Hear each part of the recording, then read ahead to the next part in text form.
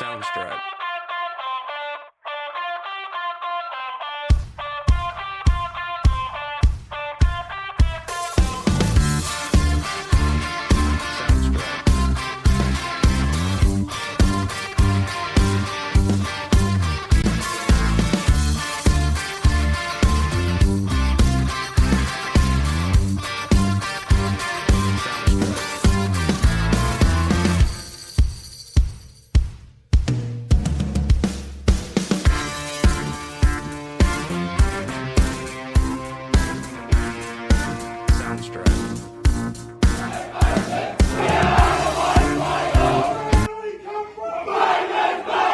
Hello, welcome to Hawk Talk, the podcast where we keep you up to date with everything that's going on at the Batemans Bay Football Club. I'm your host, Joel Erickson. Across the desk from me is the co-host, former first grade coach, current club operations manager, Michael Kenny. And to my right is our special guest this week. He's looking nervous, but it's okay, mate. We'll hold your hand through this one, eh? It's our first grade senior coach, Nathan Blackburn. How are you guys? Hey, Jolly. How are you, mate? Good, lads. Good. Hey, last week was fun. We've been getting a lot of good feedback, so we thought we'd come back and do it again. Whether that is a mistake remains to be seen, but hey, we'll give it our best shot. Let's quickly talk about the weekend that's just gone past. A lot of teams had a bye. Your team was playing under very trying circumstances. I understand you had 6 guys, 7 even, pull out within 12 hours before the first bounce with sickness. Yeah, mate. Really rough day on Sunday. Woke up to a few messages, but yeah, I think the 17s obviously had to forfeit the week before, just with the influenza, which is kicking around the bay at the moment. So yeah, that sort of affected us a little bit on the weekend. But to the boys' credit, they we managed to rustle up a team and. Although the scoreboard wasn't too flattering, I was really proud of the boys' efforts and, really proud of not forfeiting either and just, getting out there and having a crack. I mean, you played this game on the weekend without both of your captains. Obviously, playing just without one is not ideal, but losing both of them, especially, I understand one of them pulled out quite late. That makes it even tougher. Yeah, definitely, mate. You probably wouldn't be wrong in saying that we probably had 7 of our best 10 usually every week out. So, but in saying that, it gave other guys opportunities that probably wouldn't get those opportunities otherwise. So, I thought there was guys who stepped up. Asher Holsheimer down back, he was so good. Alex Makey just went to another level. He had a fair bit of onus on himself, in the middle, but. He just fought well all day, and I thought Finn Wheatley, he usually sort of floats around a half forward or a half back, but he had to play a key position as a centre half back, and I thought he could definitely hold his head really high. And when you lose that many guys so close to a game, it's impressive that you even managed to get a squad together. But I think it probably speaks to the character of a lot of your boys that they still showed up, and they knew it was going to be a tough day, and they still showed up and gave 100%. Yeah, well, it's been a tough year, mate. I think we all know that. But, really our mantra is that, every opportunity that you get to play, is an opportunity to get better. And like I said, it just give our boys another hit out, but it give guys opportunity to play in positions or more game time than what they usually would. So there's definitely positives to take out of it, although, the scoreboard might not reflect that. Yeah, and you were going up against a pretty strong East Lake side as well. So, I mean, it couldn't have happened against a worse side, you could argue. Yeah, they're really slick, mate. I think probably them and Belconnen, probably the 2 best sides I think we've played this year. They had a couple of guys who really stood out. I'm not sure of the guy's name in the middle, but number 15, he's a real prospect. Yeah. Of course, all the other senior grades had buys on the weekend. I think the juniors also had a buy. So that's basically all we've got to talk about from the weekend just gone. So let's go to the weekend coming up. Massive day on Saturday down at Hanging Rock Oval for all grades playing. We'll start with the women. They'll start at 10 o'clock on the Saturday playing against ADFA, a team that they beat pretty handily last time we played them up the hill. And this game, if they win this game, it's going to go a long way to pretty much sewing up top position for the girls.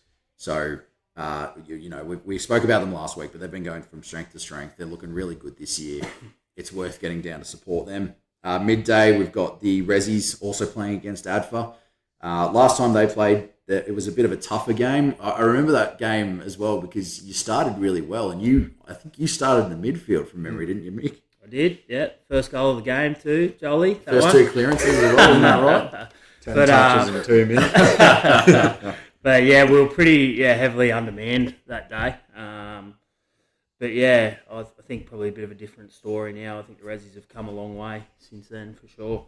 Oh, completely different side. I mean, that was that was our third game of the season, wasn't it? Yeah. That first game against ADFA. And you can see that the growth in that Rezzies team as well. And then 2 o'clock, our first grade side also going up against ADFA. We know how strong ADFA is, Nathan. I'll get you to speak on this one. Last time up the mountain, it's a place that is traditionally very hard for this club to win at. I thought the fourth quarter job we did in that game, considering they really challenged us in the third quarter, the fourth quarter job we did going into the wind, I believe, from memory, that was probably one of the best quarters the team's played all season, just about. Yeah, I definitely agree, Jolly. Going to RMC, especially in the circumstances when they play us on that older ground, they generally like to think they can get the jump on teams and really outrun them. So yeah, that fourth quarter was one of the best and probably most pleasing to be a part of and hold on and really compose and to beat them there is huge. And we definitely celebrated that one because that was absolutely huge in the scope of our season. And from memory, I think you had a bit of a classic third quarter time G up there.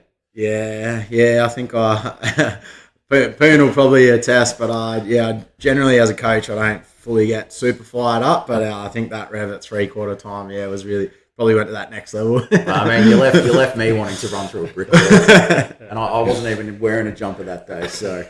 I mean, not that I haven't worn a jumper all year. And then 4:15 on Saturday, Rising Stars playing Marist College. Good chance for some of those injured and sick guys to come back in and have another crack.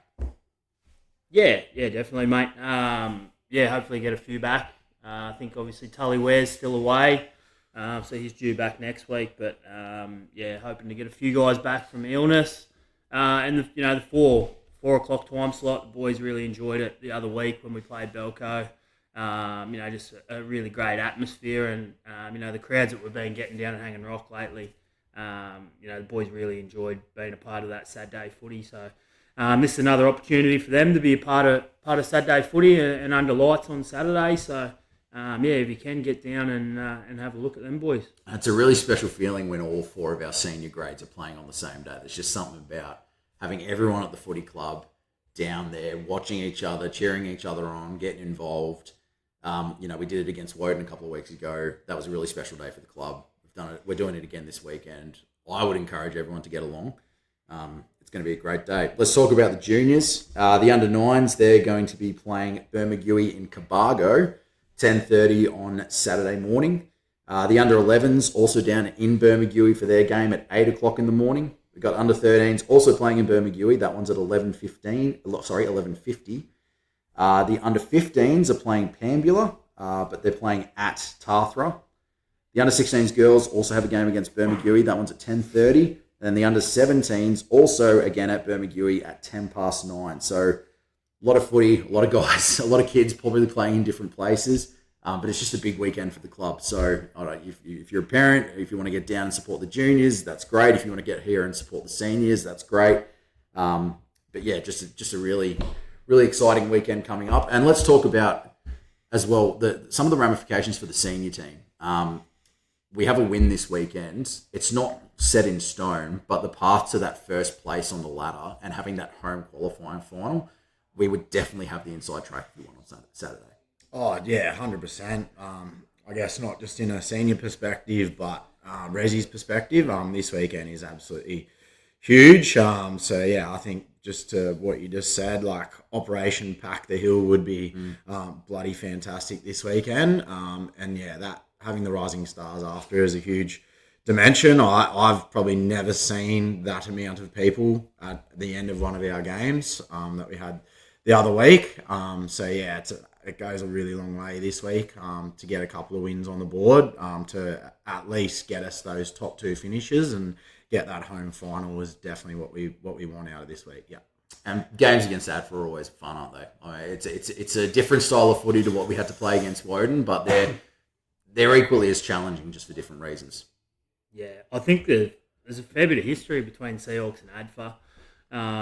We haven't played off in grand finals, but we've played off in a few preliminary finals over the years as well. So generally, like you mentioned before, they generally get the wood over us up the hill, but then down home we usually play pretty well against them. So there definitely is a bit of history there, and the game for them as well in both seniors and resis, it's big games for them as well to make sure that they're clinging on to a top 4 spot. Yeah, and that's the thing. Like if they do come over the hill and beat us on the weekend, then they're all of a sudden they're with a big shot at the top 2 in first grade. They really consolidate their spot in the reserve grade ladder. So it's a big game for both clubs. And as Nathan said, if we can get heaps of people there on Saturday, that would go a long way to hopefully the good guys, which we can say because this is our podcast, get the win. Hey, let's go into a couple of bits of news, very, very different types of news. We'll start with some sad news for the first grade side. Unfortunately, we found out during the week that Rex Lee, our dangerous little small forward who plays in that pocket for us, has torn his ACL for the second time, and I don't think he's even 25 yet. So that's tragic news for Rex, who obviously we all know how talented he is and how much of a future he has at this club. Nathan, you've been speaking to him a little bit this week. How's his spirits? Yeah, he's pretty down the dumps. Obviously, not the news he wanted or that we were hoping for, and we're really rooting for him in a positive manner and trying to keep his spirits up. But yeah, I guess for a young bloke to find out that news has been pretty shattering, probably to all involved. I know Poon's probably a bit upset about it, and I know I'm pretty shattered for him because I know how committed he is, and after doing it first time and getting through everything he worked through to get himself back to playing footy and playing really good footy. We just all bloody absolutely love him and we're behind him, and hopefully he can just push through, knowing that he's 100% a part of this club and he's a premiership player, and we all just want what's best for him and make sure he's in the right headspace as he can be. Yeah, and when you shared that news on the club's the group chat that we've got for the team, you could tell just the amount of love and support he got. He's very much a guy that everyone wants to see succeed at this club. Second bit of news, much happier. The guy on my right here is freshly engaged. Oh, just a boring bye week. Boring bye week. You had to spice it up somehow. Yeah, I said no extra running session this week, boys. I've got bigger fish to fry. Tell us how that went, Nathan. It went really well. The weather was pretty good, so sprung out of bed and the sun was shining. So I went for a nice walk, part of the South Coast walk, and then got it done. And she didn't say yes at the start, so I kind of had to check again a little bit later. But over the moon, mate, and she's an absolute ripper. And I guess the coach, the Batemans Bay Seahawks, probably has to have a wife, not just a wag, So I will say, when I proposed to my wife, it was the same. She didn't say yes until afterwards. First, it was the big bear hug, and then there were tears, and then afterwards, it was like, "That's a yes, right?" Yeah. So hey, look, boys, that's Let's get into our next segment. We're going to have a bit of fun here like we did last week. I'm not going to put you to the test like I did last week, Mick. You might be happy to know. Although I will say, at training last night, there were a couple of boys who were very disappointed that you'd forgotten me in last week's list. I knew that would have been on the cards. I got some questions that I've put together here. I'm going to ask you both these. You just got to give me the player in the first grade setup who you think is most, whoever comes to mind when I ask these questions. Now, disclaimer, this is not a serious segment. We are not actually roasting anyone here. This is all just a bit of fun. I've got 11 questions that are kind of just about footy-related stuff. It's not exactly football stuff. But then I've got 5 questions at the end of stuff on the field. We'll get you answers to these questions. Let's go. Hey, first of all, which of the first grade players would you never let date your sister / hypothetical daughter? Start with you, Mick, I reckon. You've spent a lot of time around this group. Lucas White. Lucas White. I was literally going to say Lucas White, yeah. Sorry, producer Lucas. We'll make it up to you. Number 2, let's go the opposite. Is there any player on the team that you would be happy to let your sister / daughter date? Yeah, maybe Calzone, I reckon. Cal McDonald. I was thinking Calzone. I don't know why though. Nice guy. He just seems like a sweetheart. Yeah. Cal or a...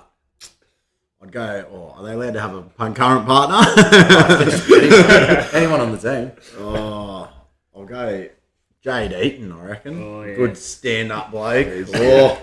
You can put Joey Teggs in the same category as as well. Hey, bloody yeah. Sure is. All right, third question. And obviously, this is a hypotheticals because we don't do this at the club. But if there was a road trip and you had to spend a night rooming with someone, who's the player you don't want to be in a room with?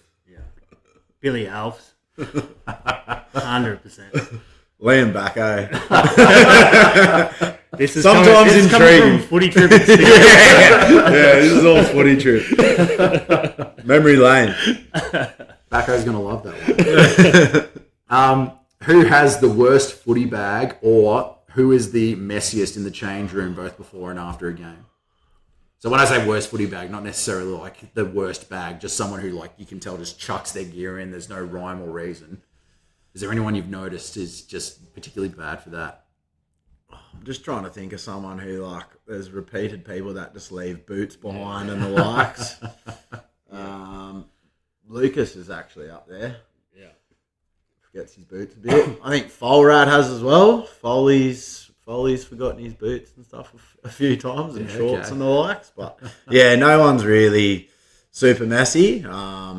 Which is good at the end of our games. They generally are not too bad picking up their stuff, which is Just great. on the bag note, but I reckon that Jade Eaton has the best footy bag in Australia. The best footy bag. Okay, tell me about that. So he's got his from Total Tools or something. It's a Makita tool bag, and it has to be the best bag going around. I reckon. Yeah, actually, now that you mention it, I know exactly the one. How good. It is a good bag. We obviously have a system in the first grade side where we pick one bloke to kind of do 5 songs as a rev up during our preparations. So, boys, who at the club has the worst taste in music? I haven't been in. I've only played the 3 games in the seniors, so I did hear one day, but at ANU, when I was on the bench for the Rezzies, Liam Backo had a good playlist. There's a bit of Beatles and everything in that. It was good. You had a good one. Yeah. Yeah, it was good. It was good. Oh, everyone's been pretty good so far. Going through the team and bringing something a bit different. So yeah, I can't say anyone's been bad. I gave this bloke some lip for going first, so I'm just going to keep the gag up at this point. It's got to be JT. It's got to be JT. All right. If we had gym sessions at the club, who do you think would be the player most likely to start checking themselves out in the mirror between sets? Skipper? Yeah. Michael Thane? You reckon? Yeah, he'd be having a little side glance, I reckon. Yeah.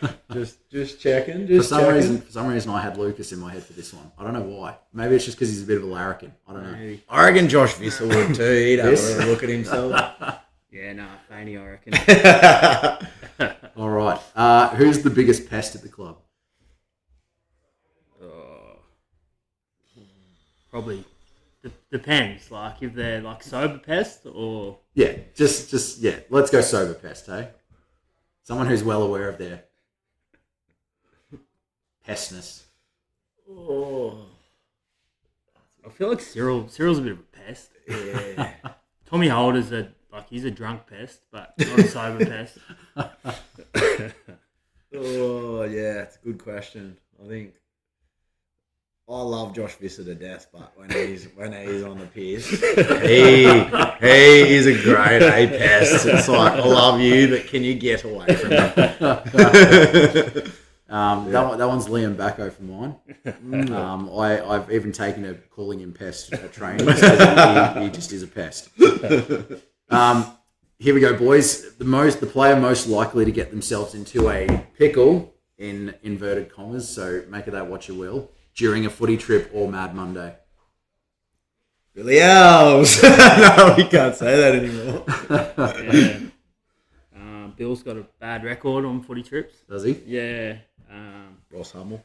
Yeah, Ross Hummels not great. He's up there too. But yeah, Billy got us all kicked out of a motel once. So Oh, good. yeah, That's exactly we what won't you- go into full detail, but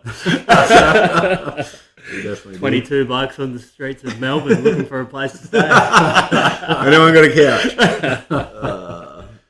All right, I'll say this out of love. It'll be Buster. yeah.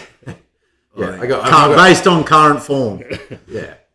All right. Yeah. Let's go something positive here. Who do you reckon the smartest bloke at the club is?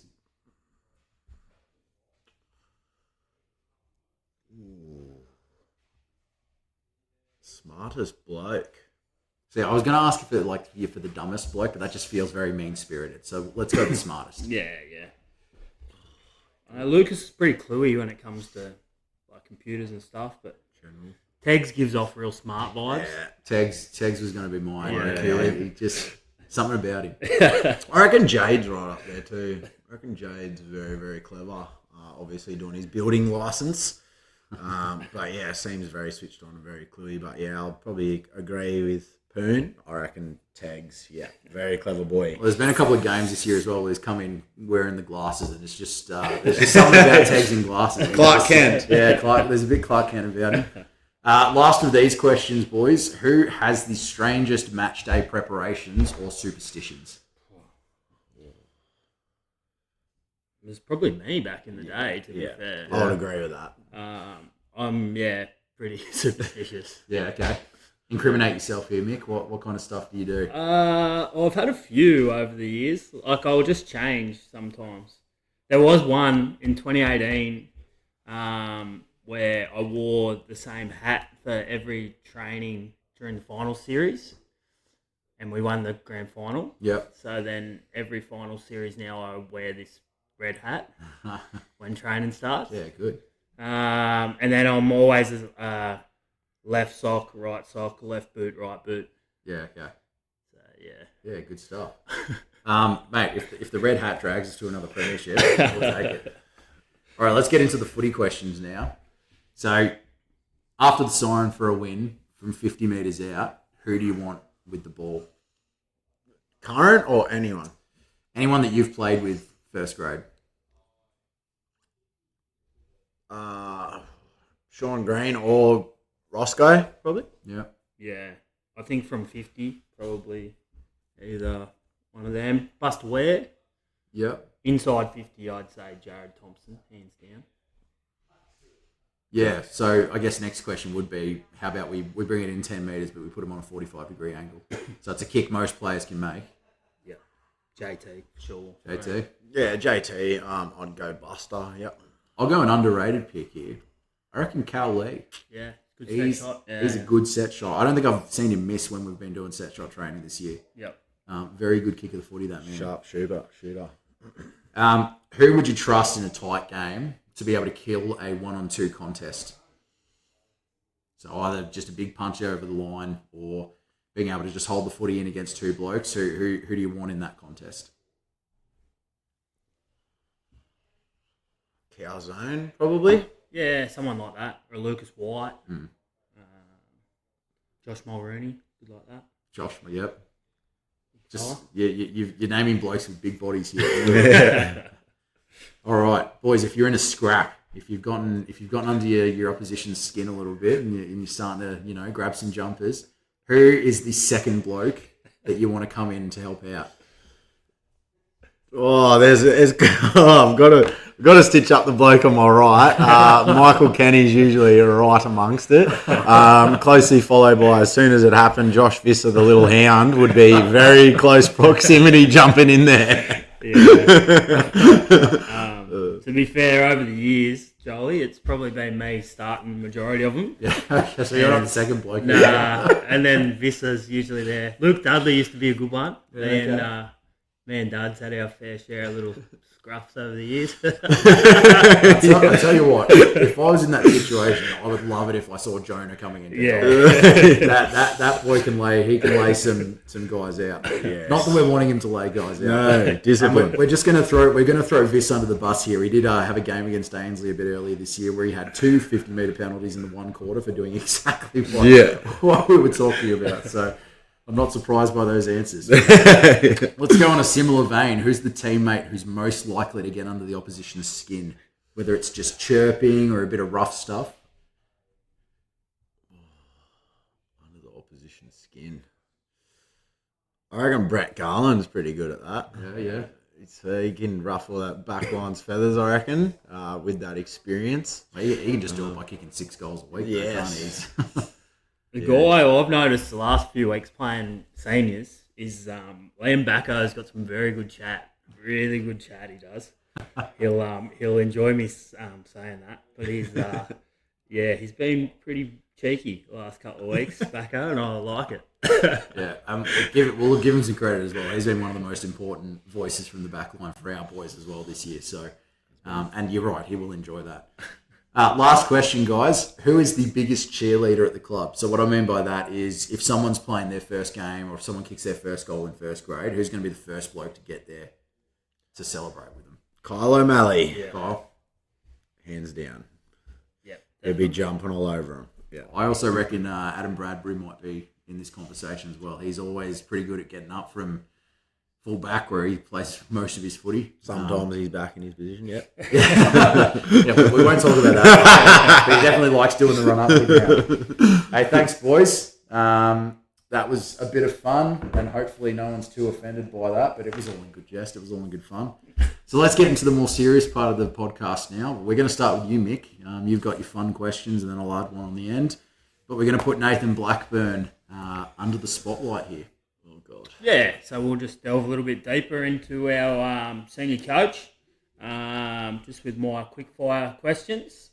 So pretty much all the questions the same as last week. So tomato sauce in the fridge or the pantry?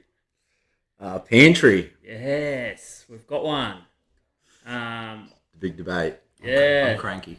Nah, it's pantry for sure. Chicken parmigiana, do we call it a palmy or a parma? Palmy. Yes. Oh, that's I'm even more cranky. That is just the wrong answer. I do like Palmer for a farmer, but, it's Palmy, yes. Go-to karaoke song? Oh, there's been a few of those late nights. My probably go-to is Blink-182, bit of What's My Age Again, I reckon. Nice. Yeah. Favourite AFL player of all time? Obviously being a massive Collingwood supporter, the Bucks, Nathan Buckley in those early thousands is right up there, and obviously Scott Pendlebury and his longevity. Probably my biggest inspiration as a footballer. Yep. We won't hold that against you, mate. Couldn't see them ones coming. No. Best player or favourite Seahawk of all time? Ooh. Sean Green, 100%, is right up there, and his experience and just how good of a footballer. But I'm going to also chuck Ross Hummel's name in the mix. Just think everything he encapsulates is the Batemans Bay Seahawks, and obviously missing him big time now. But, I definitely think he's right up there in terms of ability and commitment to the football club, that what a Seahawk should be, yeah. Yep. And if you could go out for dinner with any 3 people in the world, who would they be? Any 3 people. Oh. Do I have to say my fiance or? Depends on how much trouble you're in. Oh. Yeah, I better give her a plug. Yeah, Carly Borowski. Yeah, she can come for dinner. Give her a plug. That's a really good question. Are they dead or alive? Yeah, anyone, mate. Michael Hutchins. Oh, yeah. Wouldn't mind. I reckon it'd be a bit of a wild night. Might be fun. And yeah, probably Nathan Buckley or someone of the likes would be nice. Yeah. Perfect. I don't mind those picks. Michael Hutchins, that's a bit of a left field one. That'd be a good one. Wouldn't have thought. I love It'd be a long night. In excess. Entertaining though, eh? In excess. Yeah. One from me as well, Nathan. What's your hidden talent? My hidden talent. Oh God, I'm annoying. Like I make a lot of noises and I can whistle and hum at the same time. That's pretty good. Hidden talent. I think I can actually sing not bad when I'm actually trying properly. Yeah, that's probably about it. I will say during pre-season, especially pre-season camp, he got the old Yui boom out and he was warming up the pipes. I was impressed. Hey, we love a bit of country too. Michael Kenny and myself. Oh man.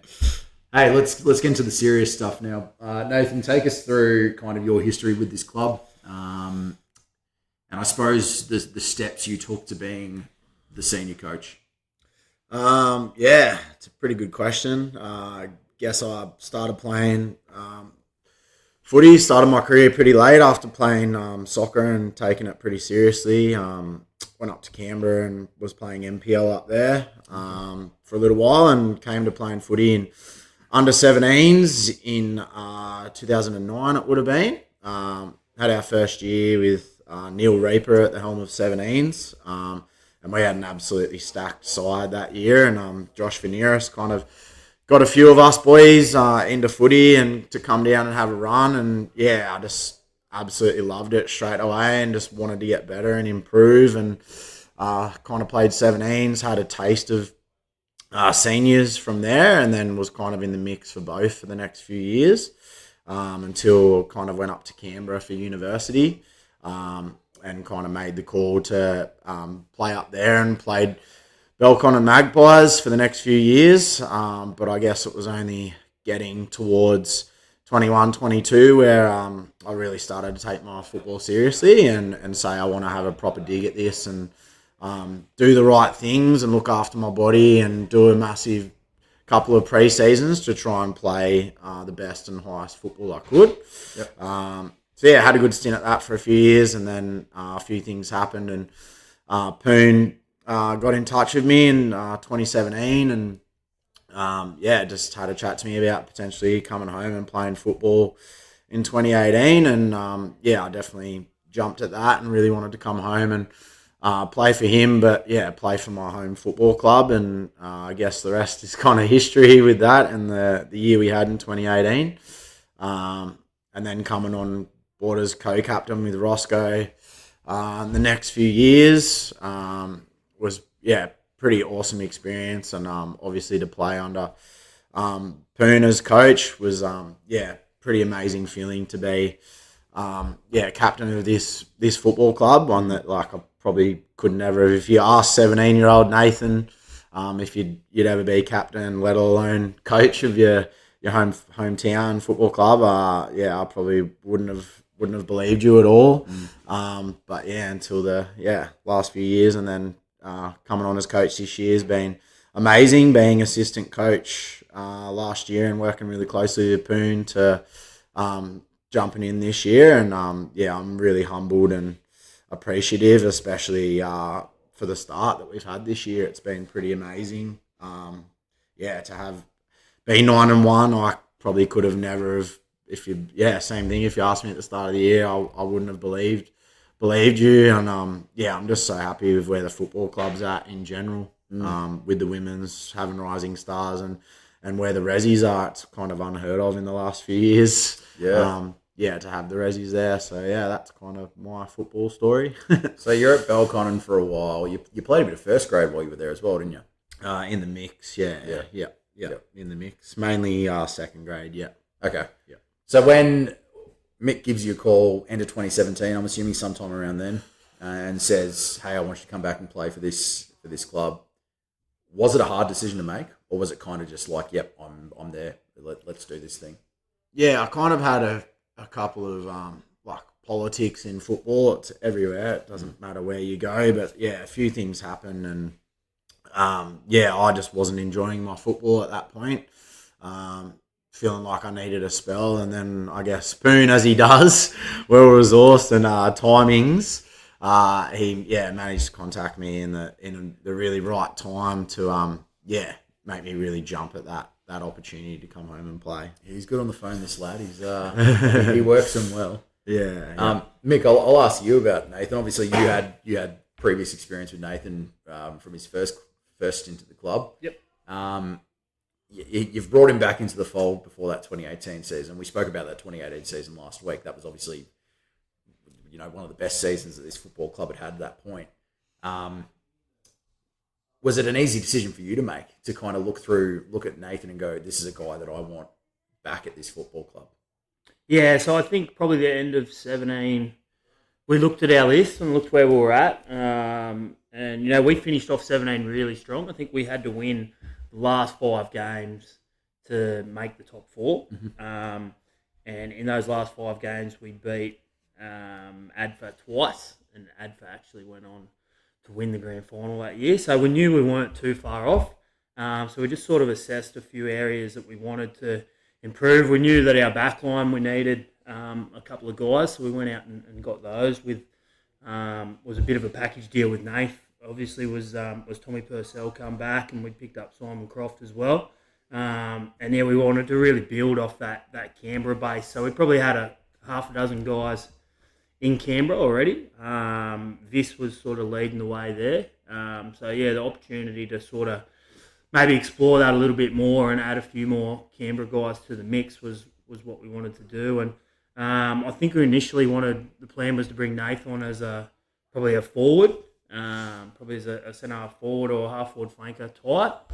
And then I think he probably started the year up forward, yeah. And then, probably took a few games in where, I'd sort of watched him play a little bit more, and I thought, this guy's a winger. And then, it was probably, the rest is history there. He's probably turned himself into probably the best winger that the footy club's ever had, to be fair. So, it's a position now, really important now, probably over the last couple of years.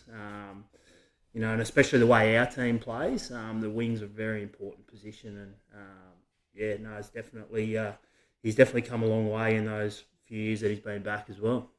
I mean, you bring him back into the club. He obviously impresses you enough that you, A, make him one of your co-captains for the club. B, you bring him up to be your assistant coach. Was it just last year that you were the assistant coach? Just the 1 year? Or was it a couple of years? He might have been 22 as well, mate, was it? Yeah. Yeah, it's 2 years as an assistant coach, and now as the head coach. You obviously must think very highly of Nathan, both as a player but also as a person.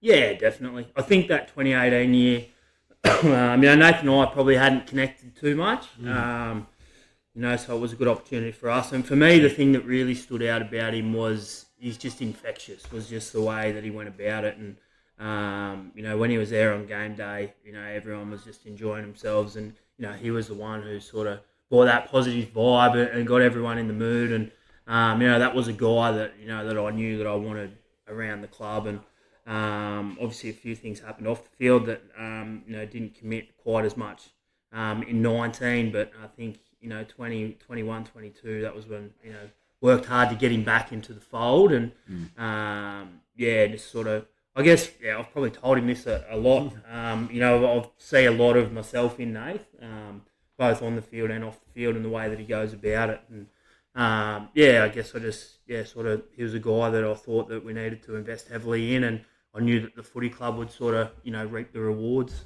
from it. Mate, you come back into the fold for that 2018 season. You come in and you win a premiership that first year. You said you were starting to not enjoy your football at Belconnen. How long did it take you to get to a point at Batemans Bay where you were like, yep, I'm loving this. I want to be on the football field every week? Pretty much day dot, to be honest. As soon as I had that chat with Poon, I was 200% invested.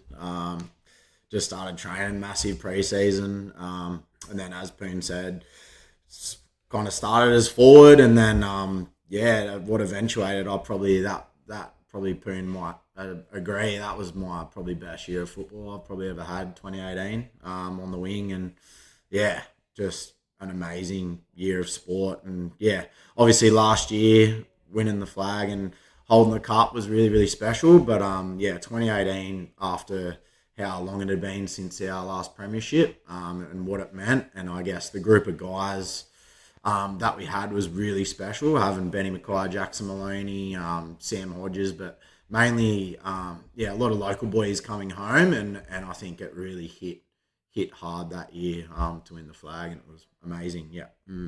Now you've had some injury issues over the time. How have you managed to stay kind of motivated to keep coming back?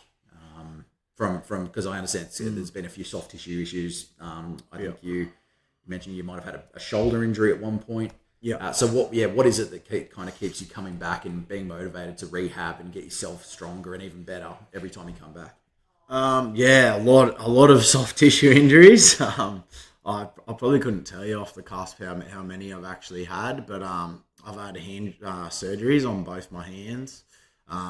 Did that AC a couple of years ago against ADFA, which is an absolute massive one, and it still hurts me today.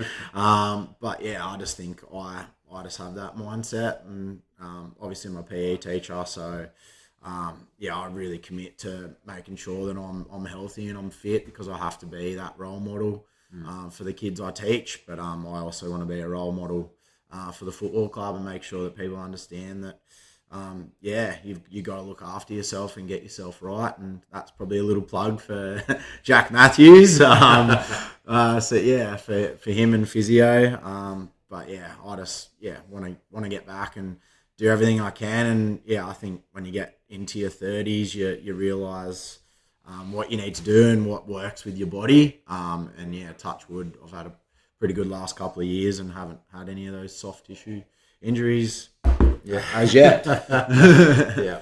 I'll say this for the benefit of everyone listening. Obviously, you see what Nathan brings on the field each week, but I can say from his preparation, nobody prepares like Nathan.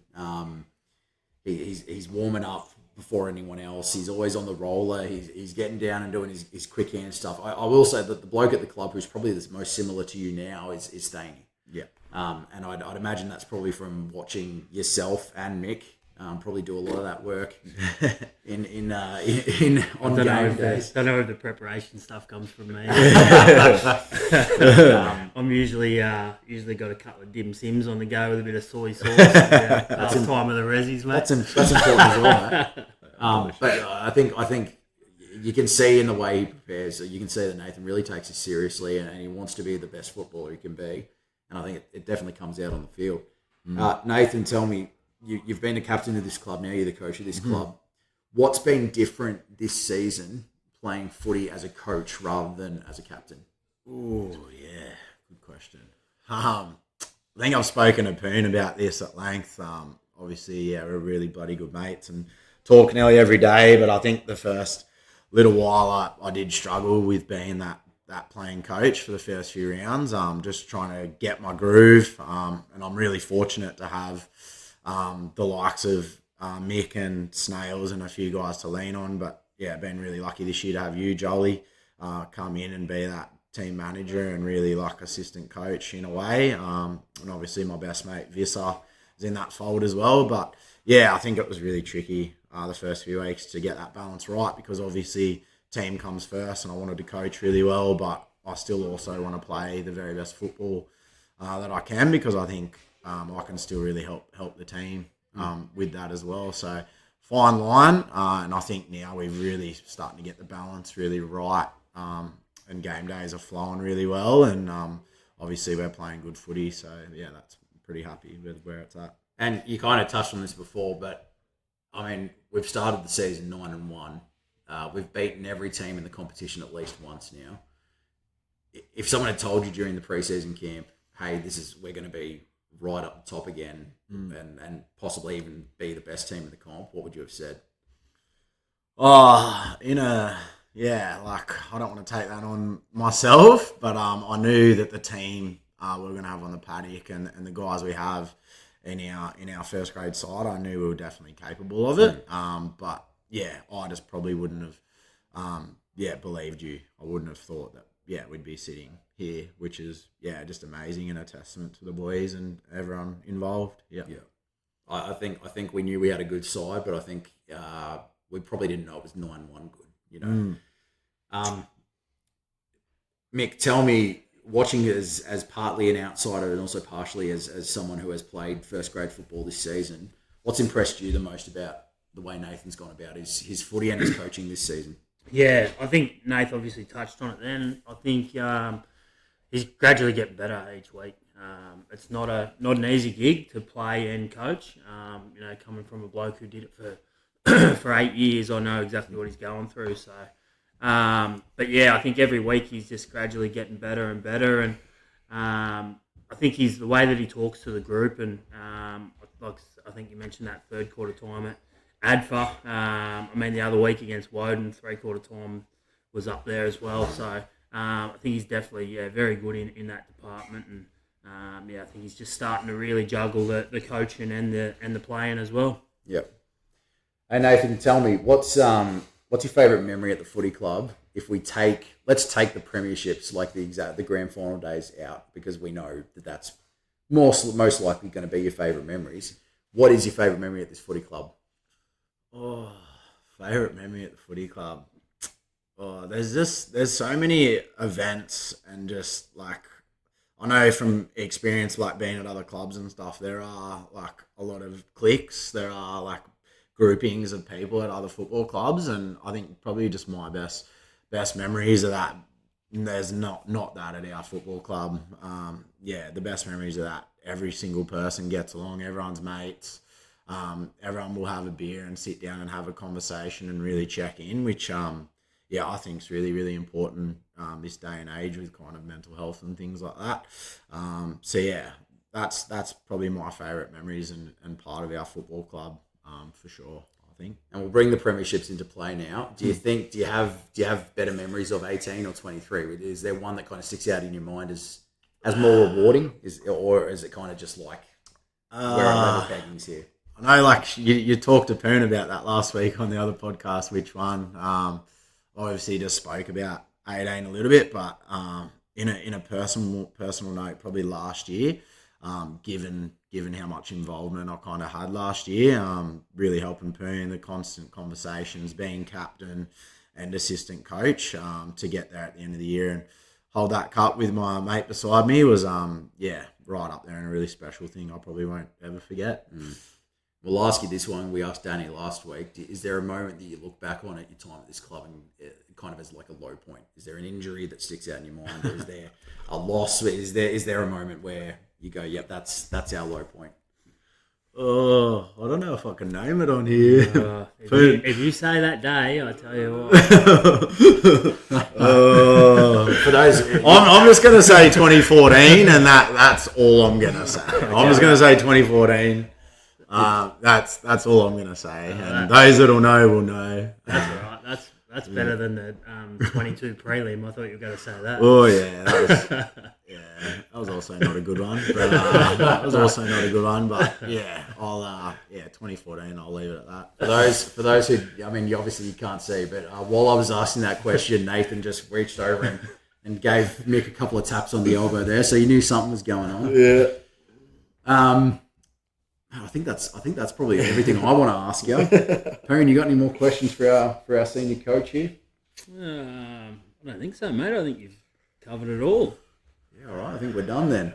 Hey, good job. Thanks for coming on the podcast this week, Nathan. Thank you for having me. I will say from a personal note, like as Nathan said, I've been a little bit involved with the first grade setup this year, doing a bit of team management and running the bench and whatnot. And it's been great to kind of watch the way you coach and kind of pick up some pointers on the way to do things. And obviously, I got to watch Mick from the sidelines as a reporter rather than someone officially at the club. But I think you can see there's a lot of similarities.